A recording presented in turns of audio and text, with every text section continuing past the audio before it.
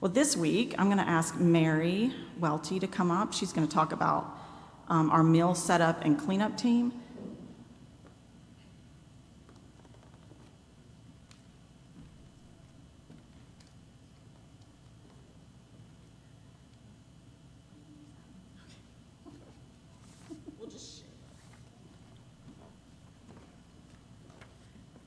Okay, so I'm going to ask you a question. Yep. All right. What is a typical Sunday like for a volunteer on your team? To come in early, set up the tables and chairs unless they've been set up on between Friday and Sunday.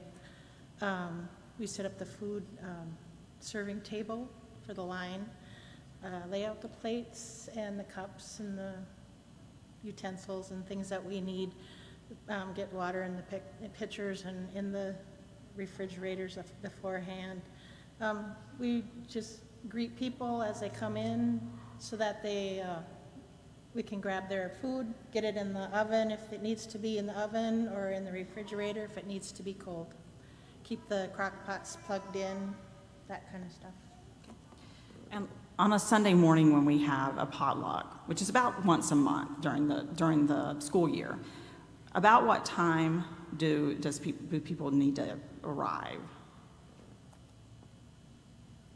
Maybe about 9 o'clock.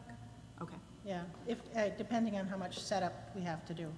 Right. Yeah, it takes about an hour to set up the tables and chairs. Okay. If it's just one person.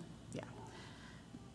Yeah, you've done that before. She's done this. Yeah. Like the whole commons area with all the tables and chairs. Mary has done this by herself. So it's fun. Yeah. And so we appreciate that because that means you don't have as much to do when you get here. But we need to be prepared to help if possible.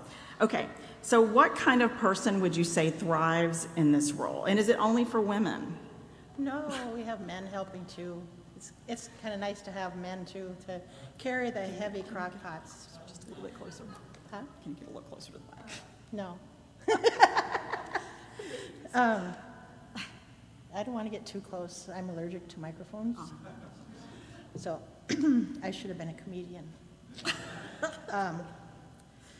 The type of person, well, organized, likes to help out.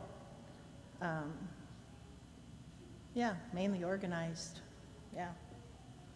But there's other people that are organized that can boss you around too. That's right. As long as you can receive orders, you do not have to be organized. Okay, what is the best part about serving on your team? Well, just working on the team, you get to work with people that you might not know, or you get to watch people interact as they're eating their food and seeing what kind of food they take, and yeah, it's just, and fellowshipping with each other. So it's kind of fun. Yeah, and do we need more people on this team? We need more people on this team. Yeah, we do. Especially for setup. Yeah. Yeah. Yeah. Yep. Okay. I think we have 4 or 5 people on the team. Well, and one of the challenges we have is that several of the people who are on this team also do things like media team. So if they're assigned on that week to media team, then they can't really help out with setup and cleanup.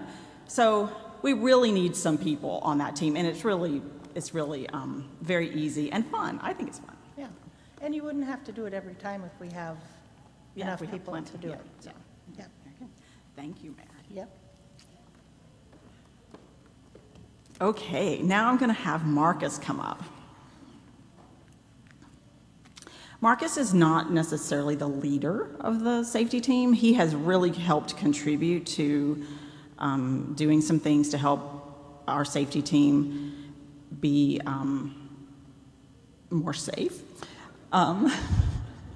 We still have work to do, and it's always a work in progress. And so, but anyway, Marcus, what is a typical Sunday like for a volunteer on your team? Well, a typical Sunday usually has you need to come here a little bit early because you got to check all the emergency exits and make sure they're, first closed and also that they're cleared. Like during the wintertime, snow drifts, you want to make sure that people can get in and out of the building in case something happens. Then you usually hang out in the foyer area. Julie gives us a nice little tablet that has all the security cameras, and we just keep an eye on it, make sure that everything is going smoothly for the service. What kind of person would you say would thrive on the safety team? Someone who has a heart for service and someone who could be very observant, someone who could keep an eye on things and just really wants to serve in a non-speaking way, because you don't have to talk to people if you don't want to. But you are allowed to. And what is the best part of serving on the safety team?